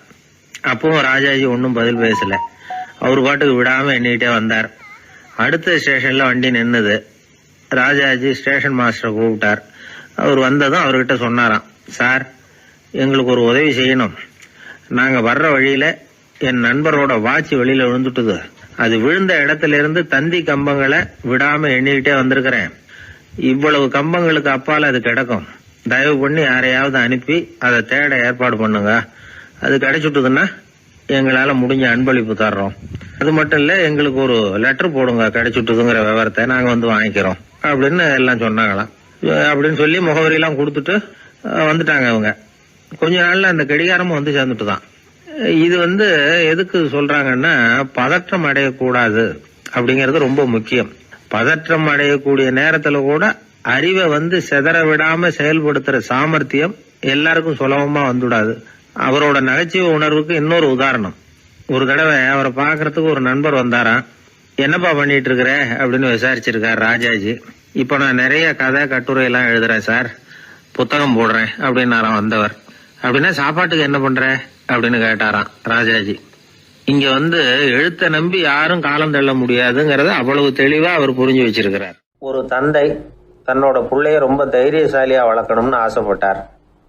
அதுக்காக அவனை கூப்பிட்டு உட்கார வச்சு இப்படி உபதேசம் பண்ணார். இதை பாருப்பா, நான் உன்னாட்டம் இருக்கிறப்போலாம் எதுக்கும் பயப்பட மாட்டேன், ரொம்ப துணிச்சலா இருப்பேன். ஒரு நாள் ஒரு அப்பாவி எலிய ஒரு பூனை துரத்திட்டு ஓடிச்சு. நான் உடனே என்ன செஞ்சேன் தெரியுமா? அந்த பூனையை பிடிச்சேன், அது வாலில் ஒரு பட்டாசு சரத்தை கட்டினேன், கொளுத்தி விட்டேன், படபடன்னு வெடிக்க ஆரம்பிச்சுட்டுது. அது துள்ளிக்கிட்டு அங்கேயும் இங்கேயும் ஓடி இருக்கு பாரு ஓட்டம், ரொம்ப தமாஷு அப்படின்னார் அப்பா. இப்படி சொல்லிவிட்டு பையனை பார்த்து, இதை கேட்கறதுக்கு உனக்கும் துணிச்சல் வருதா, நான் என்னுடைய செயலை நீ கேட்குறப்போ உனக்கு துணிச்சல் வருதா அப்படின்னு கேட்டார். வருதுன்னா பையன். எப்படின்னா அப்படிங்கிற விவரத்தையும் சொன்னான் அவன். அதாவது எலியை விரட்டினத்துக்காக பூனை வாலில் பட்டாசு கொளுத்துனீங்க நீங்க, பூனையை விரட்டினத்துக்காக உங்க கழுத்துல பட்டாசு சரத்தை மாட்டினா என்னன்னு தோணுது எனக்கு அப்படின்னா பையன். பையனோட துணிச்சல் அப்பாவையே நடுங்க வச்சுட்டுது. அது சரி, ஒரு அப்பா பிள்ளைக்கு இப்படியா உபதேசம் பண்றது? எல்லாருக்கிட்டையும் அன்பா பழகிறது எப்படி அப்படின்னு சொல்லி கொடுக்கணும். பிஞ்சு உள்ளங்கள்ல நஞ்ச தூவலாமா? ஒரு நாள் விநாயகர் ஒரு பூனையோட விளையாடிக்கிட்டு இருந்தாராம். அப்படி ஆசையா விளையாடிக்கிட்டு இருந்தப்ப அவரோட கை நகம் தவறுதெல்லாம் பூனையோட முகத்துல பட்டுட்டுதான். அது ஒரு சின்ன கீரலை உண்டாகி விட்டுது. அப்பா அவர் அதை ஒரு பெருசா நினைக்கல. கொஞ்ச நேரத்துக்கு அப்புறம் விநாயகர் வீட்டுக்கு வந்தார். அவங்க அம்மா பார்வதி தேவியை பார்த்தார். பார்வதி தேவி கன்னத்துல விரலால கீறினது மாதிரி ஒரு அடையாளம் இருந்தது. விநாயகருக்கு அதிர்ச்சி, ஆச்சரியம். நம்ம அம்மா இந்த உலகத்துக்கே தாயார், அப்பேற்பட்ட அவங்க முகத்திலேயே கீரலை உண்டாக்கக்கூடியவங்க யாரா இருக்க முடியும் அப்படின்னு யோசனை பண்ணார். தாயே, உன்னுடைய கன்னத்தில் இந்த வடு எப்படிம்மா ஏற்பட்டதுன்னு கேட்டார். குழந்தாய், இது நீ செஞ்ச காரியம்தான்ப்பா, உன்னுடைய கை நகம் கீறினதுனால ஏற்பட்ட வடு தான் இது அப்படின்னாங்க அவங்க. விநாயகர் திடுக்கிட்டு போட்டார். எப்படிம்மா அது? நான் எந்த காலத்திலையும் ஒன்று அப்படி கீறினதாக எனக்கு நினைவு இல்லையே அப்படின்னார். இன்னைக்கு காலையில் ஒரு பூனையை கீறினதை நீ மறந்துட்டியா அப்படின்னாங்க அந்த அம்மா. விநாயகர் திகைச்சு போய் நின்னார். பார்வதி தேவி சொன்னாங்க, இதை பாருப்பா, இந்த உலகத்தில் இருக்கக்கூடிய எல்லா உயிர்கள்லையும் நான் இருக்கிறேன், நான் தான் இந்த உலகமாக ஆகியிருக்கிறேன். ஆகையினால நீ யாரை துன்புறுத்தினாலும் அது உண்மையிலேயே என்ன துன்புறுத்தினதாக தான் வந்து முடியும் அப்படின்னாங்க. விநாயகர் மனசுக்குள்ள ஒரு வெளிச்சம் ஏற்பட்டு தான். அதுக்கப்புறம் அவர் யாரையுமே கல்யாணம் பண்ணிக்காததுக்கு அதுதான் காரணமா. இந்த உலகத்தில் எல்லாரையும், இங்கே இருக்கிற எல்லாத்தையும் தாயின் வடிவமாக அவர் பார்க்க ஆரம்பிச்சிட்டாராம். குருதேவர் ராமகிருஷ்ணர் இந்த கதையை எடுத்து சொல்லியிருக்கிறார். நபிகள் நாயகம் ஒரு தடவை ஒரு நாற்காலியில் உட்காந்து என்னமோ யோசனை பண்ணிட்டு இருந்திருக்கிறார். அப்போ அவரோட உடையில ஒரு கீழ்ப்பகுதி தரையில் படிஞ்சு கிடந்திருக்குது. அங்கே விளையாடிக்கிட்டு இருந்த ஒரு பூனை அது மேலே வந்து படுத்து தூங்கி போச்சு. தொழுகை செய்ய வேண்டிய நேரம் வந்துட்டுது. நபிகள் நாயகம் எழுந்திருக்க பார்த்தார். அப்போதான் பூனை தன்னோட உடை மேலே படுத்து தூங்கிட்டு இருக்கிறது கண்ணில் படுது. பூனையோட தூக்கத்தை கலைக்க விரும்பல அவர். தன்னுடைய சகோதரியை கூப்பிட்டார். ஒரு கத்திரிக்கோள் எடுத்துட்டு வர சொன்னார். பூனை படுத்திருந்த உடை பகுதி மட்டும் இருக்குல்ல, அதை மட்டும் அதோட கத்திரிச்சு விட்டுட்டு அதுக்கப்புறம் அவர் எழுந்திரிச்சு தொழுகைக்கு போனாராம். அதாவது பிற உயிர்கள்கிட்ட எப்படி அன்பு காட்டணுங்கிறத பெரியவங்க எவ்வளவோ விதத்தில் நமக்கு எடுத்து காட்டியிருக்கிறாங்க. இருந்தாலும் எத்தனை பேர் மனசில் அதெல்லாம் உரைச்சிருக்குது? நாமளும் நம்ம ட்ரெஸ்ஸு மேலே ஒரு பூனை படுத்திருந்தா ஒரு கத்திரிக்கோலை தான் தேடுவோம், எடுத்துகிட்டு வர சொல்லுவோம். துணியை வெட்டுறதுக்கு பதிலாக இல்லை அதோட வாழை வெட்டினா என்ன அப்படின்னு தோணும். ஒரு ஆள் ரொம்ப பிரியமாக ஒரு பூனையை ஆற்றுல குளிப்பாட்டிக்கிட்டு இருந்தானா. எப்படி? அந்த பூனையை ஆற்று தண்ணியில் அமுக்கி அமுக்கி குளிப்பாட்டிக்கிட்டு இருக்கிறான். அந்த வழியாக போன பெரியவர் ஒருத்தர் இதை பார்த்தார். இதை பார்ப்பா, பூனையை அது மாதிரி ஆற்று தண்ணியில் அமுக்கி குளிப்பாட்டாத, மூச்சு திணறி செத்து போடும் அப்படின்னு அட்வைஸ் பண்ணார். நீ போய் அவன் வேலையை பார்த்துக்கிட்டு, எனக்கு எல்லாம் தெரியும்னா இவன். சரின்னு அவர் போயிட்டார். கொஞ்ச நேரம் கழித்து அவரே அந்த வழியாக திரும்பி வந்துக்கிட்டு இருந்தார். ஆற்றுல பூனையை குளிப்பாட்டிக்கிட்டு இருந்தவன் அழுதுகிட்டு உட்காந்துருக்கிறான். பக்கத்தில் அந்த பூனை செத்து கிடக்குது. இதை பார்த்தார் பெரியவர். நான் தான் அப்போவே சொன்னேனே அந்த பூனையை ஆற்றுல நினைக்காதேன்னு, அதை கேட்டிருந்தா இப்படி ஆயிருக்குமா அப்படின்னார். அந்த ஆள் கோபமாக இவரை முறைச்சி பார்த்தான். அட போய்யா, இந்த பூனை ஆற்றுல குளித்ததுனால ஒன்றும் செத்து போகல, குளித்ததுக்கு அப்புறம் அதோட உடம்பு ஈரமாக இருக்குதுன்னு அதை புழிஞ்சேன், அதனால தான் இப்படி ஆயிட்டுது அப்படின்னு நானும். எனக்கு இது மட்டும்தான் சார் தெரியும், இதை தவிர வேறு எதுவும் தெரியாது அப்படின்னு சொல்லிக்கிட்டே காலம் தள்ளுறவங்க ரொம்ப பேர். அவங்கெல்லாம் கஷ்டப்பட வேண்டியிருக்கும். ஒருத்தர் தன்னுடைய தொழிலில் ரொம்ப கெட்டிக்காரராக இருக்கலாம். அதுக்காக எப்பவும் அதே ஞாபகத்தில் இருந்துக்கிட்டு உலகியல் அறிவு இல்லாமல் இருந்துடக்கூடாது, அது ஆபத்து. இதுக்காக நம்ம தாத்தா பாட்டிலாம் ஒரு கதை சொல்லுவாங்களே, கேள்விப்பட்டிருக்கீங்களா? ஒரு சமயம் ஒரு 4 பேர் சேர்ந்து வெளியூருக்கு பிரயாணம் போனாங்களாம். அந்த 4 பேர் எப்படி தெரியுமா? ஒருத்தர் வேதாந்தி, இன்னொருத்தர் சங்கீத வித்வான், 3வது ஆள் வைத்தியர், 4வது ஆள் ஜோசியர். இவங்க 4 பேரும் நண்பர்கள். அதனால் சேர்ந்து புறப்பட்டாங்க. வழியில் ஒரு ஊரில் தங்கினாங்க. இருட்டி போச்சு. அதனால் இன்றைக்கி ராத்திரி இங்கேயே தங்கி இருந்துட்டு நாளைக்கு புறப்படலாம் அப்படின்னு தீர்மானம் பண்ணாங்க. சாப்பாட்டுக்கு என்ன பண்ணுறது? அங்கேயே கடத்தெருவுக்கு போய் சாமான்லாம் வாங்கியாந்து சமைச்சி சாப்பிட்லாம்னு முடிவு பண்ணாங்க. 4 பேர் இருக்கிறதுனால ஆளுக்கு ஒரு காரியமாக செய்யலாம் அப்படின்னு வேலையை பிரிச்சுக்கிட்டாங்க. வைத்தியர் கறிகாய் வாங்க போனார், வேதாந்தி எண்ணெய் வாங்க போனார், ஜோசியர் பலசரக்கு வாங்க போனார், சங்கீத வித்வானுக்கு சமைக்கிற வேலை. எல்லாம் சரி. ஆனால் நடந்தது என்ன தெரியுமா? கடைத்தெருவுக்கு காய்கறி வாங்க போனார்ல வைத்தியர், அங்கே போய் மார்க்கெட்டில் பார்த்தார். ஒவ்வொரு கறிகாயாக எடுத்து பார்த்தார். இது பித்தம், உடம்புக்கு ஒத்துக்காது, இது வாயு, உடம்பு ஒத்துக்காது அப்படின்னு ஒவ்வொன்றா தள்ளினார். கடைசியில் ஒன்றுமே தேரல, வெறுங்கையோடு திரும்பி வந்துக்கிட்டு இருக்கிறார். எண்ணெய் வாங்க போனார் வேதாந்தி, அவர் ஒரு தொன்னையில் எண்ணெயை வாங்கினார். பேசாமல் அதை எடுத்துகிட்டு வர வேண்டியது தானே, முடியல. அவருடைய வேதாந்த மூளை சிந்திக்க ஆரம்பிச்சுட்டுது. இந்த தொன்னைக்கு எண்ணெய் ஆதாரமா அல்லது எண்ணெய்க்கு தொன்னை ஆதாரமா அப்படிங்கிற ஆராய்ச்சியில் இறங்கினார். என்னாச்சு தெரியுமா? அப்படி கவுத்து பார்த்தார். வாங்கின எண்ணெய் பூராவையும் வழியில் கொட்டிவிட்டு வெறும் தொண்டையோடு சேர்ந்தார். பலசரக்கு வாங்க போனார் ஜோசியர், அவர் ஒரு வழியில் பார்த்தாரு. வழியில் வந்தவங்களெல்லாம் அங்கங்கே ஒரு மரத்தடியில் உட்கார வச்சு அவங்களுக்கெல்லாம் ஆர்வம் சொல்ல ஆரம்பிச்சிட்டார். அப்படி ஒவ்வொருத்தராக சொல்லி முடிச்சுட்டு கடத்தருக்கு போய் சேர்ந்தார். இவர் அங்கே போய் சேர்றதுக்குள்ளே ரொம்ப நேரம் ஆகிட்டுது. கடையெல்லாம் பூட்டி விட்டு போயிட்டாங்க. என்ன செய்கிறது? அவரும் வெறுங்கையோடு திரும்பி சேர்ந்தார். சரி, இவங்க கதை தான் இப்படி ஆச்சு. அங்கே சமைக்கிறதுக்காக உட்காந்துருந்தார் சங்கீத வித்வான், அவர் கதை என்னாச்சு தெரியுமா? அங்கே அவர் அடுப்பை பற்ற வச்சு ஒலையை கொதிக்க வச்சார். அதாவது ஒரு பானையில் தண்ணியை ஊற்றி அடுப்பில் வச்சார். அது கொதிக்க ஆரம்பிச்சிது. தண்ணி கொதிக்கிற சத்தம் இருக்குதுல்ல, அது இவருக்கு தாளம் போடுறது மாதிரி இருந்தது. ஒரே குஷி, பாட ஆரம்பிச்சிட்டார். பாடிக்கிட்டே உற்சாகமாக கையில் இருந்த கரண்டியால் அந்த பானையில் தட்டினார், தாளம் போடுறதா நினச்சிக்கிட்டு. அவ்வளவுதான், பானை பட்டுன்னு உடஞ்சி போச்சு. தலையில் கையை வச்சுக்கிட்டு அவரும் உட்காந்துட்டார். எந்த தொழில் தெரிஞ்சாலும் சரி, அதை புத்திசாலித்தனமாக பயன்படுத்த தெரியலன்னா ஆபத்து தான். அதுக்காக தான் இந்த கதை. ஒரு பஸ்ஸு டிரைவர் ரொம்ப கெட்டிக்காரரு. பஸ்ஸை ரொம்ப திறமையாக ஆபத்து இல்லாமல் ஓட்டினதுக்காக பரிசுலாம் வாங்கினவர். அவரே ஒரு படகு ஓட்டுறதுக்காக அழைச்சிட்டு போயிருக்கிறாங்க, மோட்டார் படகு. அதையும் ரொம்ப திறமையாக தான் ஓட்டிகிட்டு போயிருக்கிறாரு. நடுக்கடலில் போனதும் படகு நின்று போச்சு. மோட்டாரில் ஏதோ கோளாறு. என்ன செய்யலாம் அப்படின்னு அந்த டிரைவரை கேட்டிருக்கிறாங்க படகுல இருந்தவங்கெல்லாம். அப்போ அவர் சொன்னாராம், கவலைப்படாதீங்க, ஒன்றும் பிரச்சனை இல்லை, எல்லாரும் கொஞ்சம் கீழே இறங்கி பின்னாடி தள்ளுங்க, மோட்டார் ஸ்டார்ட் ஆகிடும் அப்படின்னாராம். லோகமானிய பாலகங்காதர திலகர் இருந்தார்ல, அவருக்கு 15 வயசுலேயே கல்யாணம் நடந்துதான். மனைவி பேர் தபிபாய்.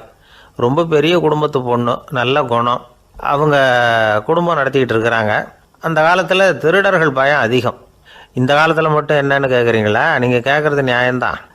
இருந்தாலும் இந்த காலத்து திருடனுக்கும் அந்த காலத்து திருடனுக்கும் ஒரு முக்கியமான வித்தியாசம் உண்டு. அதாவது அந்த காலத்து திருடன்லாம் நியாயம் அநியாயம் பார்க்குறது உண்டு, இந்த காலத்தில் அப்படி பார்க்குறது இல்லை.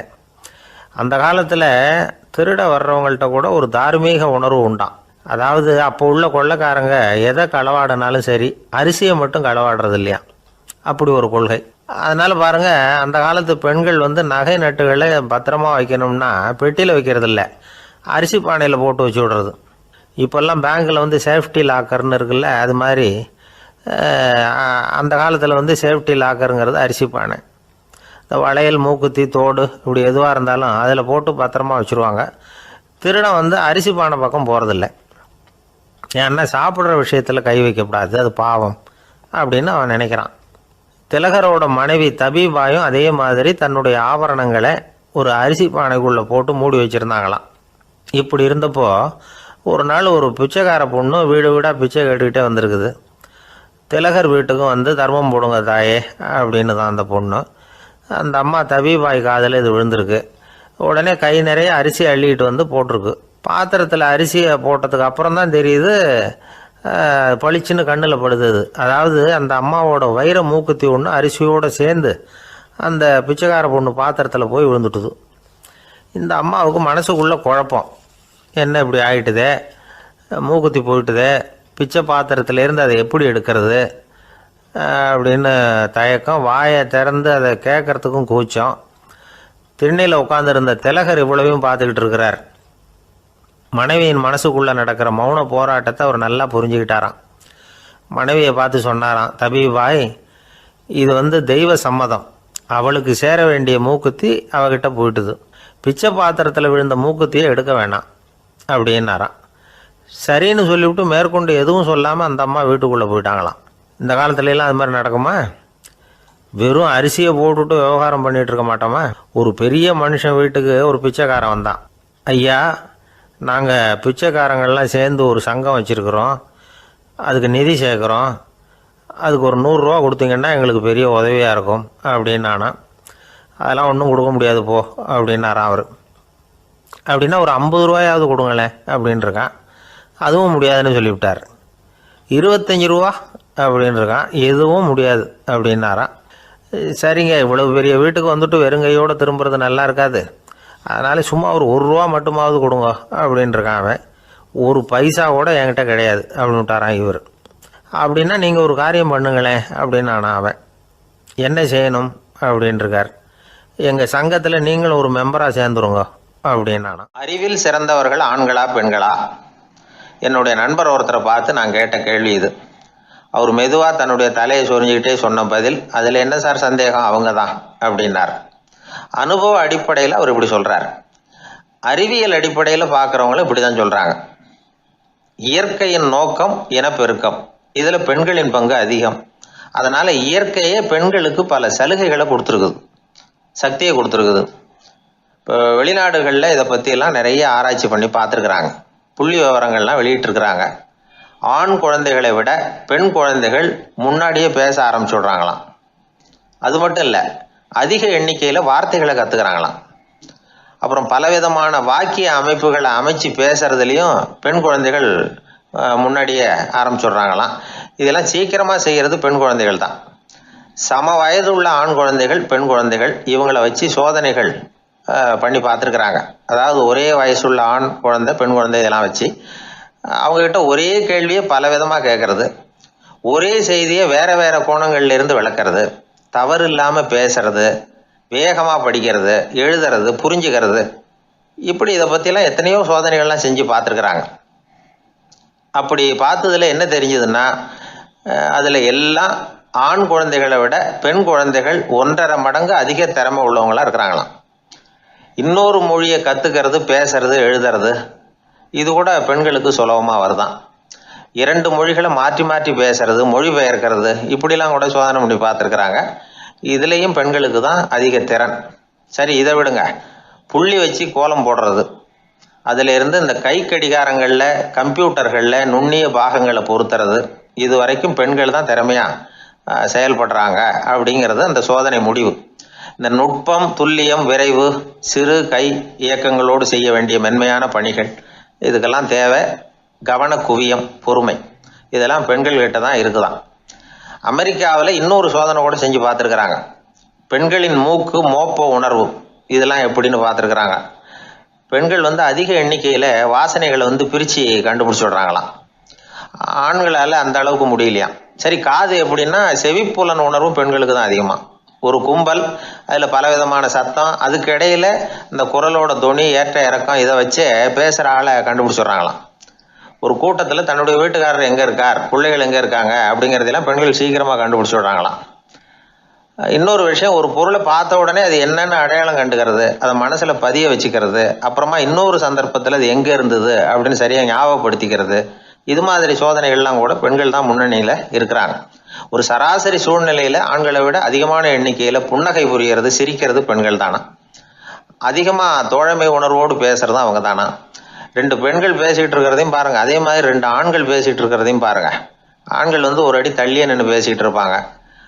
மருத்துவர்களை எடுத்துக்கொள்ளுங்கள், அதாவது சிரிச்ச முகத்தோட நோயாளிகள்கிட்ட பரிவோடு பேசுறதுல பெண் டாக்டர்கள் தான் அதிகம்.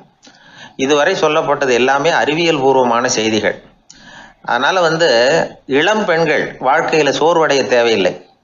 இயற்கையே நமக்கு சாதகமா இருக்கு, எல்லாம் முடியும் நம்மால அப்படிங்கிறத அவங்க புரிஞ்சுக்கணும். ஒரு பையன் தன்னுடைய அப்பா அம்மா திருமண ஆல்பத்தை புரட்டிக்கிட்டே இருந்தான். அப்புறம் அம்மாட்ட கேட்டான், அம்மா இது யாரு சின்ன வயசுல எடுத்ததா, இது என்னன்னு தெரியலையே, இந்த படத்துல அழகா மீசை வச்சுக்கிட்டு சிரிச்சுக்கிட்டு நிக்கிறது யார் அப்படின்னு கேட்டான். அதுதான்டா அவங்க அப்பான்னாங்க அந்த அம்மா. அப்படின்னா இப்ப நம்ம வீட்டுல நரைச்ச தலையோட அழுது வடிஞ்சிட்டு இருக்காரு ஒருத்தர், அவர் யாருன்னு கேட்டானா. இது பையனுடைய புத்திசாலித்தனம். பெண் பிள்ளைகள் அப்படி கேட்கறது இல்லை. அதனால இந்த கதையெல்லாம் எதுக்காக அப்படின்னா, இளம் பெண்கள் வாழ்க்கையில சோர்வு அடைஞ்சு போயிடக்கூடாது. அதனால பெண்கள் எல்லாம் முடியும் நம்மாலும் அப்படிங்கிறத நினைச்சு செயல்பட்டாங்கன்னா வாழ்க்கையில வெற்றி நிச்சயம். பந்திக்கு முந்தர ஆசாமிகள் நம்மள பல பேர் உண்டு. அப்படி முந்தறதுக்கு கூட முயற்சி பண்றவங்க நிறைய பேர் இருக்கிறாங்க. இதுல என்ன ஒரு விஷயம்னா, பந்திக்கு முந்தறது கூட தப்பு இல்லை. ஆனா அப்படி ஒரு விருந்துல ஆளா போய் உட்காந்து சாப்பிட்டா கூட வெளியில வர்றப்ப என்ன பெரிய விருந்து வச்சுட்டான், சாம்பார்ல உப்பு இல்லை, ரசத்துல காரம் இல்லை அப்படின்னு குறை சொல்லிட்டே வர்றது இருக்கு பாருங்க, அது சரியில்லை, நாகரிகமும் இல்லை. கல்யாண பத்திரிகையில என்ன போட்டிருக்குது, என் பொண்ணுக்கும் இன்னார் பையனுக்கும் கல்யாணம், எல்லாரும் குடும்பத்தோட வந்திருந்து மணமக்கள் ஆசீர்வதிக்கணும், இப்படித்தானே போட்டிருக்கோம். குடும்பத்தோட விருந்து சாப்பிட்டு சாப்பாடு எப்படி இருக்குன்னு அபிப்பிராயம் சொல்லிவிட்டு போங்க அப்படின்னா போட்டிருக்கு கல்யாண பத்திரிகையில. ஒருத்தர் வீட்டு விசேஷத்துக்கு போயிருக்கோம்னா எவ்வளவோ அசௌகரியங்கள் நமக்கு ஏற்படலாம். ஏராளமான கூட்டம் வந்திருக்கும். எல்லாரையும் அவங்க தனித்தனியா கவனிச்சுக்கிட்டு இருக்க முடியாது. நாம தான் அனுசரிச்சு நடந்துக்கணும். நாமளா போய் வாழ்த்த வேண்டியவங்களை வாழ்த்தி விட்டு சேரணும். அதை விட்டுட்டு பத்திரிக்கை கொடுத்தானேன்னு போனேன், கவனிப்பே சரியில்லை அப்படின்னு புலம்பிக்கிட்டு இருக்கக்கூடாது. ஒரு விருந்துக்கு போனா அங்க எப்படி நடந்துக்கணும் அப்படிங்கறத பத்தி கூட அனுபவசாலிகள் சில விவரங்கள்லாம் சொல்லியிருக்கிறாங்க. இந்த காலத்துல கல்யாணம், பிறந்த நாள், அது இதுன்னு நிறைய விருந்துகள் நடக்குது. அதெல்லாம் எதுக்காக? மனித உறவுகளை வளர்த்துக்கிறதுக்காக தான், வேற எதுக்கு? ஒரு விருந்துக்கு போனா அமைதியா பொறுமையா போய் உட்காரணும். அடிச்சு பிடிச்சிக்கிட்டு இடத்த பிடிக்க போறேன் அப்படின்னு நிற்கக்கூடாது. முதல் பந்தி நடந்துகிட்டு இருந்தா அது முடிஞ்சு இலை எடுத்து சுத்தம் பண்ணதுக்கு அப்புறம் போய் உட்கார்றது தான் நாகரீகம். இலை எடுக்கிறதுக்கு முன்னாடியே அங்க போய் உட்காந்தா நல்லா இருக்காது. நீங்க சாப்பிட்டுட்டு உட்காந்துருக்கீங்களா, சாப்பிட்றதுக்கு உட்காந்துருக்கீங்களா, பாக்குறவங்களுக்கு சந்தேகம் வந்துடும். அதே மாதிரி இலையில எல்லா ஐட்டமும் பரிமாறினதுக்கு அப்புறம் சாப்பிட ஆரம்பிக்கணும். ஒவ்வொரு ஐட்டமா வைக்க வைக்க நாம பாட்டுக்கு எடுத்து உள்ள தள்ளிட்டே இருந்தோம்னா எதை வச்சோம் எதை வைக்கலன்னு பரிமாறினவரே குழம்பி போயிடுவார். ஏன்னா எப்போ பார்த்தாலும் இலை காலியாவே இருக்கும். சாப்பிட்றப்போ உங்க சாப்பாட்டையே நீங்க கவனிக்கணும். அடுத்தவங்க இலையில என்ன இருக்கு, பக்கத்துல இருக்கிறவர் எதை அதிகமா சாப்பிட்றார், இதெல்லாம் நமக்கு என்னத்துக்கு? எல்லாரும் சாப்பிட்டு முடிக்கிற வரைக்கும் பொறுமையா இருக்கிறது தான் நல்லது. நீங்க மட்டும் திடீர்னு பாதியில் எழுந்திரிச்சு பக்கத்துல இருக்கிறவங்களுக்கு சங்கடமா இருக்குமேங்கிறதெல்லாம் யோசிக்காம நீங்க பாட்டு எழுந்திரிச்சு போகக்கூடாது. பக்கத்துல உள்ளவங்க உங்களை எழுந்திரிக்க சொன்னா எழுந்திரிச்சு போகலாம். விருந்துகள்ல சாப்பாட்டை வீணாக்கிறதே ஒரு நாகரிகமா போட்டுது. இந்த காலத்துல சாப்பாட்டுக்கே கஷ்டப்பட்டுக்கிட்டு பல பேர் இந்த உலகத்துல இருக்கிறப்போ சாப்பாட்டை வீணாக்குறது எவ்வளவு பெரிய மோசம்ங்கிறத நினைச்சு பார்க்கணும். வேணுங்கிற அளவுக்கு கேட்டு வாங்கி சாப்பிட்றது தான் முறை. விருந்துல இந்த பஃபே அப்படின்னு சொல்லி ஒரு முறை சொல்றாங்கல்ல, அதாவது உணவு வகைகளை எல்லாம் பொதுவா ஒரு இடத்துல வச்சுடுறது, நமக்கு தேவையானதை நாமே எடுத்து ஒரு தட்டுல போட்டுக்கிட்டு சாப்பிட வேண்டியது. இதுல கூட சில பேர் தேவைக்கு அதிகமா எடுத்து போட்டுக்கிட்டு வீணாக்குறாங்க. சில சமயம் கடைசியா சாப்பிட போறவங்களுக்கு எல்லா ஐட்டமும் கிடைக்காம போகலாம். அதை போய் பெருசு பண்ணிட்டு இருக்க கூடாது. என்ன சார் இந்த அளவுக்கு கூடவா நாகரிகம் தெரியாம இருக்கிறோம், இதை போய் பெருசா சொல்ல வந்துட்டீங்களே அப்படின்னு நினைக்கலாம். ஒருத்தர் 2 பேருக்கு இந்த விவரம் தேவைப்படலாம். அவங்க காதலையும் இது விழட்டுமேங்கிறதுக்காக தான் இது. ஒரு பெரிய கல்யாண விருந்து நடந்துகிட்டு இருந்தது. விருந்து மண்டபத்து வாசல்ல ஒருத்தர் நின்றுக்கிட்டு வர்றவங்களையெல்லாம் ரொம்ப மரியாதையா வணங்கி உள்ள அனுப்பி வச்சுக்கிட்டு இருந்தார். எப்படி தெரியுமா? வர்றவங்க கையெல்லாம் பிடிச்சி முத்தம் கொடுத்து அதுக்கப்புறம் உள்ள அனுப்பி வச்சுக்கிட்டு இருந்தாராம். கூட்டம்லாம் முடிஞ்சதுக்கு அப்புறம் அவர்கிட்ட போய் கேட்டிருக்கிறாங்க, சார் நானும் எவ்வளவோ விருந்துகளுக்கு போயிருக்கிறேன், இருந்தாலும் இவ்வளவு மரியாதையா வர்றவங்க கைக்கெல்லாம் முத்தம் கொடுத்து வரவேற்கிறத இங்கதான் பாக்குறேன் அப்படின்னு சொன்னாங்க. அதுக்கு அவரு சொன்னார், அட போங்க சார், நான் முத்தம் கொடுக்கல, முந்தின பந்திக்கு வந்து சாப்பிட்டவங்களே அடுத்த பந்திக்கும் வர்றாங்களான்னு மோந்து பார்த்து அனுப்பி வச்சுக்கிட்டு இருந்தேன் அப்படின்னார். ஒரு ஊர்ல ஒரு ராஜா இருந்தார். அவர் அடிக்கடி காட்டுக்கு வேட்டையாட போவார். சில நண்பர்களையும் கூட அழைச்சிக்கிட்டு போவார். காட்டுக்கு போனதும் ஆளுக்கு ஒரு பக்கமா போய் வேட்டையாடுவாங்க. சாயந்தரமா திரும்பி வருவாங்க. மறுநாள் அரண்மனையில் உட்காந்து ஒவ்வொருத்தரும் அவங்க அனுபவங்களை எல்லாம் சொல்லிக்குவாங்க. அவங்க வீரத்துக்கு தகுந்த மாதிரி பரிசை அந்த ராஜா கொடுப்பார். இது மாதிரி ஒரு தடவை எல்லாரும் வேட்டைக்கு போயிட்டு திரும்பி வந்ததும் உட்காந்து பேச ஆரம்பிச்சிருக்கிறாங்க. ஒருத்தன் சொன்னா தன்னுடைய வீர செயலை பத்தி அளக்க ஆரம்பிச்சுட்டான். ஏன்னா அது எதுக்கு பரிசு கிடைக்க போகுதுல்ல, அதனால. அவன் என்ன சொன்னான் தெரியுமா? அரசே, நேற்றுக்கு காட்டுல என்னாச்சு தெரியுமா? எனக்கு நேரா ஒரு சிங்கம் வாயை திறந்துகிட்டு வந்துட்டுது. நான் பயப்படவே இல்லை. உடனே ஒரு கல்லை எடுத்து குறி பார்த்து வீசினேன். சிங்கத்து வாய்க்குள்ள போய் அந்த கல்லு மாட்டிக்கிட்டுது. அவ்வளவுதான். அந்த சிங்கம் என்னை பார்த்துட்டு பயந்துட்டு ஒரே ஓட்டமா திரும்பி ஓடி போயிட்டுது அப்படின்னா. ஆஹா பலே அப்படின்னு எல்லாரும் கை தட்டினாங்க. 2வது ஆள் ஒருத்தன் எழுந்திரிச்சான். அவன் சொல்ல ஆரம்பிச்சான், அரசே, நான் போன வழியில 2 பெரிய மலைப்பாம்பு கிடந்தது. என்னை மூழ்கிறதுக்கு வந்தது. நான் என்ன பண்ணேன் தெரியுமா?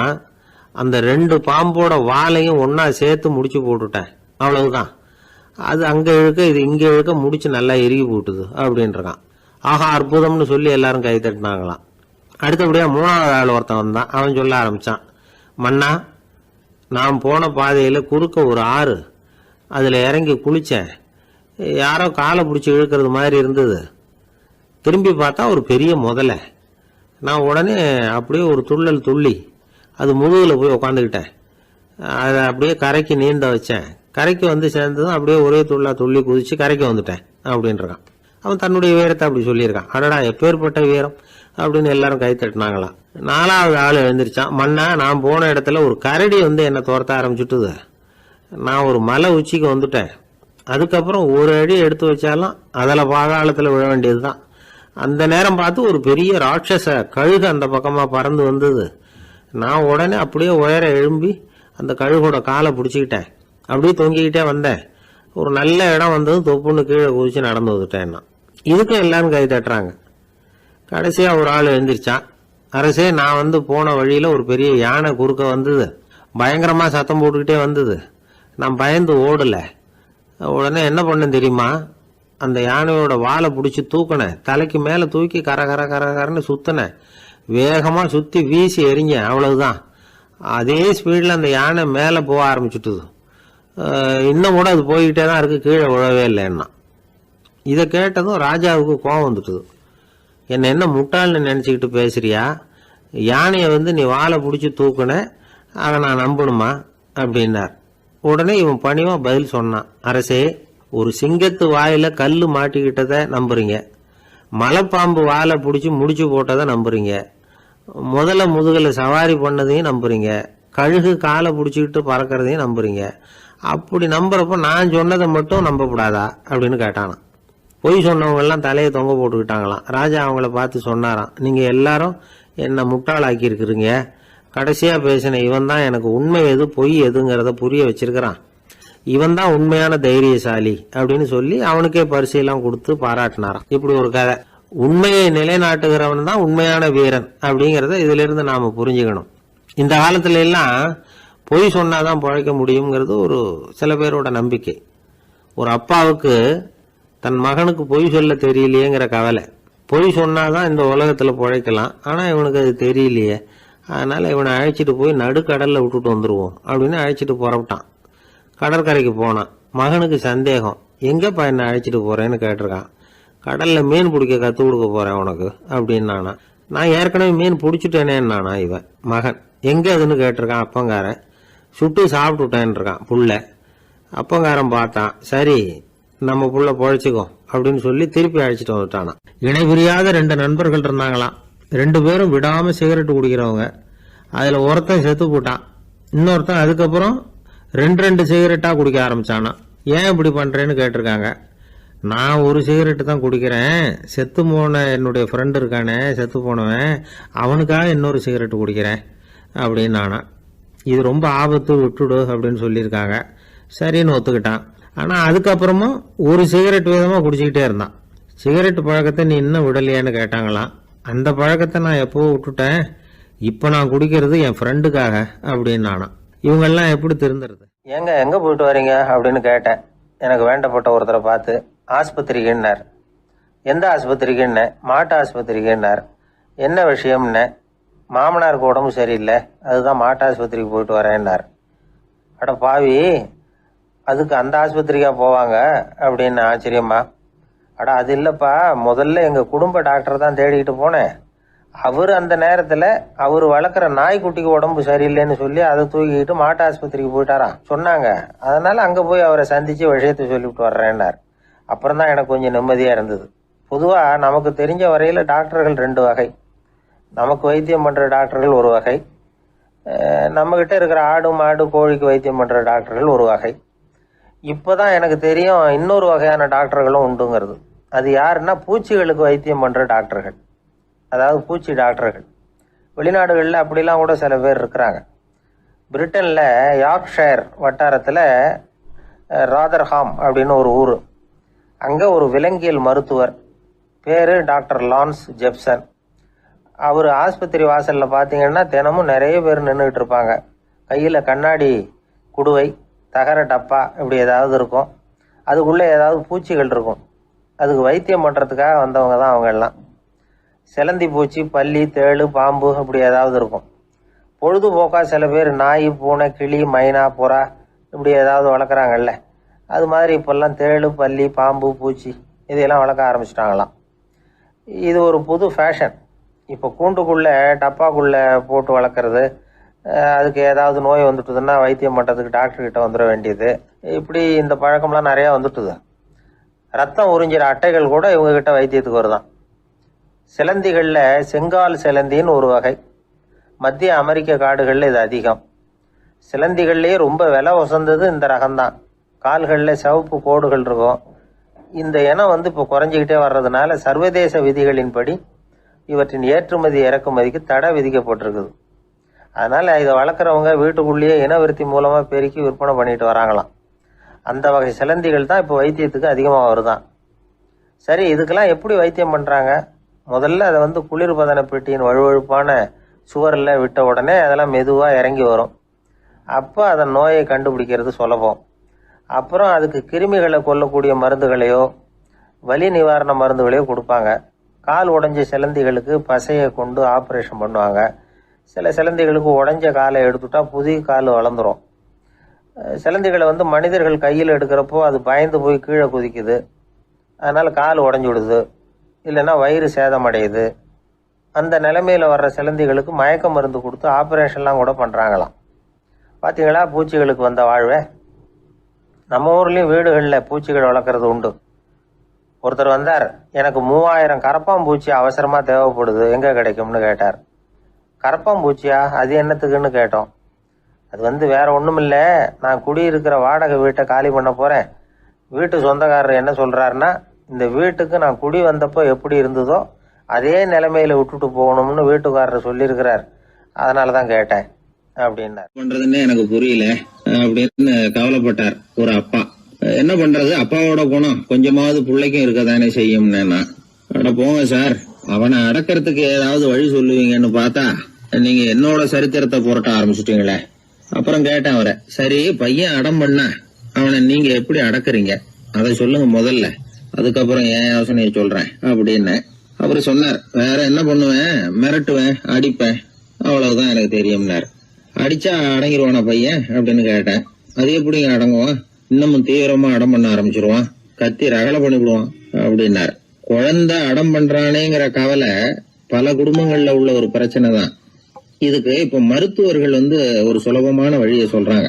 அது என்னன்னா, ஒரு குழந்தை அடம் பண்ணிச்சுன்னா அதை அடிக்கப்படாதான், அதுக்கு பதிலா வேற ஒரு காரியம் பண்ணலாமா. அது என்னன்னா, குடும்பத்துல இருக்கிற எல்லாரும் ஒண்ணு சேர்ந்து அந்த குழந்தைகிட்ட கொஞ்ச நேரம் பேசாம இருந்தோம்னுமா, பேச்சை நிறுத்திக்கணும். குழந்தையால பேசாம இருக்க முடியாது, அது யோசனை பண்ணும், தன்னுடைய தவறை உணர்ந்து அது வருந்த ஆரம்பிக்கும். இப்படி தொடர்ந்து செஞ்சுக்கிட்டு வந்தா குழந்தை கொஞ்ச நாள்ல அடம் பண்றதை நிறுத்தி விடுமா. இது டாக்டர்கள் இப்ப சொல்லி கொடுக்கற ஒரு யோசனை. அதே மாதிரி சில குழந்தைகள் சரியான காரணம் இல்லாம அடம் பண்ணணுங்கிறதுக்காகவே கத்துது பாருங்க, அதை நிறுத்துறதுக்கு கூட ஒரு வழி இருக்குது. அது என்ன வழின்னா, அது அழற சமயத்துல அந்த சத்தத்தை ஒரு டேப் ரெக்கார்டர் மூலமா பதிவு பண்ணி வச்சுக்கணும். குழந்தை கத்த ஆரம்பிக்குதுன்னு வைங்க, உடனே ஏற்கனவே பதிவு பண்ணி வச்சிருக்கிற அழுகை சத்தத்தை போட்டு அந்த குழந்தை காதுல விழறது மாதிரி பண்ணணும். தன்னுடைய அழுகை சத்தத்தை கேட்க ஆரம்பிச்ச உடனே அந்த குழந்தை தான் அழறதை நிறுத்திக்குமா. சில குழந்தைகள் சாப்பிட மாட்டேன்னு அடம் பண்ணும். வளர்ந்த குழந்தைய வற்புறுத்தி சாப்பிட சொல்லக்கூடாது. சில பேர் என்ன பண்ணுவாங்கன்னா, கட்டாயப்படுத்தி சாப்பாட்டை திணிப்பாங்க. அதெல்லாம் ரொம்ப தப்பு. குழந்தைக்கு விவரம் தெரிஞ்சதுக்கு அப்புறம் சாப்பாட்டு விஷயத்துல நீங்க தலையிட வேண்டிய அவசியமே இல்லை. பசிச்சா சாப்பிடணுங்கிறது அதுக்கு புரியும். அது தானாவே சுதந்திரமா எடுத்து போட்டு சாப்பிடுறதுக்கு அனுமதிக்கணும். நீங்க போய் அதுகிட்ட நின்றுட்டு சாப்பிடு சாப்பிடு அப்படின்னு வற்புறுத்திட்டு இருக்க கூடாது. நீங்க அதை வற்புறுத்தாம இருந்தா அது உங்களை வித்தியாசமா பார்க்க ஆரம்பிக்கும். உண்மையிலேயே பசி இருந்ததுன்னா தனக்கு எவ்வளவு தேவையோ அவ்வளவு எடுத்து போட்டுக்கிட்டு அந்த குழந்தை சாப்பிட்டுக்கும், எந்த பிரச்சனையும் இருக்காது. ஆக இது மாதிரியான சில நுட்பங்களை நாம மனசுல வச்சுக்கணும். அப்படி வச்சுக்கிட்டோம்னா வீட்டுல குழந்தைகளால எந்த பிரச்சனையும் இருக்காது. இந்த காலத்து பையன் ஒருத்தன், அவன் ரொம்ப கவலையோட வந்தான். என்னப்பா விஷயம்னு விசாரிச்சேன். எங்க அப்பா என்கிட்ட 1 மாசம் உன் கூட பேச மாட்டேன் போ அப்படின்னு சபதம் போட்டுட்டாருன்னா, அதுக்காகவா இப்படி கவலைப்படுறேன்னு கேட்டேன். இல்லைங்க, அந்த 1 மாச கெடு இன்னையோட முடியுது, அதுக்காக கவலைப்படுறேன் அப்படின்னா. ஒரு சீடன் வெளியூர் புறப்படுறதுக்கு தயாரா இருந்தான். ரொம்ப தூரம் போக போறான், திரும்பி வர நாளாகும். புறப்படுறதுக்கான ஆயத்த வேலைகள்ல ஈடுபட்டு இருந்தான். அந்த சமயம் பார்த்து இன்னொரு சீடன் அவங்கிட்ட வந்தான். நம்ம குரு உன்னை அழைச்சிட்டு வர சொன்னார் வா அப்படின்னு கூப்பிட்டான். இவன் உடனே புறப்பட்டு போனான். குருநாதரை பார்த்தான். அவர் காலில் விழுந்து வணங்கினான். வணங்கிவிட்டு எழுந்திரிச்சான். அவ்வளவுதான். குரு ஏதாவது உபதேசம் பண்ணுவாருன்னு எதிர்பார்த்தான். ஆனா நடந்தது என்ன தெரியுமா? குரு அவனுக்கு ஓங்கி ஒரு அடி கொடுத்தார். எதிர்பாராம இந்த அடியை வாங்கினதும் அந்த சீடன் அதிர்ந்து போயிட்டான். பக்கத்துல இருந்த மற்ற சீடர்களும் திகைச்சு போய் நின்னுட்டாங்க. அடி வாங்கின சீடனுக்கு மனசுக்குள்ள குழப்பம். நாம என்ன தப்பு பண்ணணும், புறப்படுற நேரத்துல இப்படி குரு கிட்ட அடி வாங்குற மாதிரி ஆயிட்டுதே அப்படின்னு நினைச்சு மனசுக்குள்ள ரொம்ப வேதனைப்பட்டான். கொஞ்சம் துணிச்சலை வரவழைச்சுக்கிட்டு குருநாதர்கிட்டயே கேட்டுட்டான்.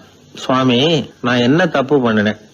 என்ன இப்படி அடிச்சுட்டீங்களே, ஒரு வார்த்தை கூட உங்களை எதிர்த்து நான் பேசினது இல்லையே, இவ்வளவு காலமா உங்க விருப்பத்துக்கு விரோதமா ஒரு காரியம் கூட நான் செஞ்சது இல்லையே, வந்ததும் வராததுமா ஒண்ணுமே சொல்லாம என்ன அடிச்சுட்டீங்களே, குருவே நான் செஞ்ச குற்றம் தான் என்ன அப்படின்னு கண்ணீரோட பரிதாபமா கேட்டானா அந்த சீடன். ஆனா அந்த குரு முகத்துல கொஞ்சம் கூட கோபம் இல்லை. அவர் சிரிச்சுக்கிட்டே நின்னுகிட்டு இருந்தாராம். அதுக்கப்புறம் சொன்னாராம், என்னுடைய அருமை சீடனே, நீ ஒரு தவறும் பண்ணல. நான் உன்னை அடிச்சது நீ ஏதோ தப்பு பண்ணிவிட்டேங்கிறதுக்காக இல்ல. நீண்ட பயணம் போக போறேன், ஞாபகமா ஏதாவது கொடுத்து அனுப்ப வேணாமா? நீ ஞானம் பெற்ற பிறகுதான் திரும்பி வரப்போறேங்கிறது எனக்கு தெரியும். அதுக்கு பிறகு உன்னை அடிக்க முடியுமா? அதனால இப்ப கிடைச்சிருக்கிற இந்த வாய்ப்பை பயன்படுத்திக்கிட்டேன். அப்போதைக்கு இப்பவே அடிச்சுட்டேன், அவ்வளவுதான், வேற ஒண்ணும் இல்லை அப்படின்னாராம். குரு சிரிச்சுக்கிட்டே இப்படி சொல்றார். இருந்தாலும் இதுவும் ஒரு உபதேசம் தான். அதிர்ச்சிகளால விழிப்படைய வைக்கிறதும் ஒரு வழிதான். இது ஜென் வழி. பெரும்பாலும் அதிர்ச்சியின் மூலமாகவே ஞான தரிசனத்தை அருள்கிறவர்கள் தான் ஜென் குருமார்கள். நம்ம தியானம் தான் ஜென். இந்தியாவிலிருந்து சீனாவுக்கு போய் கொஞ்சம் பேர் மாறி வளம் பெற்று ஜப்பான்ல ஜென் ஆகி வளர்ந்துருக்குது, அவ்வளவுதான். ஜென்கிறது தியானம். எதை நினைச்சும் தியானிக்கிறது இல்ல, எல்லாத்திலையும் தியானம் இருக்கிறதா சொல்லுது ஜென். பேசுறது, இருக்கிறது, நடக்கிறது, சாப்பிடுறது, சிரிக்கிறது, தூங்குறது, தொழில் செய்யறது அல்லது சும்மா இருக்கிறது எல்லாமே தியானம் தான். ஜென்கிறது ஒரு சுய தரிசனம், தன்னைத்தானே அடையாளம் கண்டுகொள்கிறது தான் அது. இல்லாத எதையும் தேடி கண்டுபிடிக்கிறது இல்ல. சென் மார்க்கத்தை பத்தி ஓஷோ என்ன சொல்றாரு தெரியுமா? காணாமல் போன தன்னுடைய மூக்கு கண்ணாடி தன்னுடைய மூக்கின் மேல் இருப்பதை கண்டுகொள்வது போன்றது சென் அப்படிங்கிறார். நம்மால் ஒருத்தர் இன்னொருத்தர் முகத்தை ரொம்ப நேரமா உத்து பார்த்துக்கிட்டு இருந்தார். என்ன பாக்குறீங்கன்னாரு அவரு. நீங்க போட்டிருக்கீங்களே மூக்கு கண்ணாடி, அதை தான் பாக்குறேன்னாரு இவரு. நீங்க அப்படி பாக்குறதுக்கு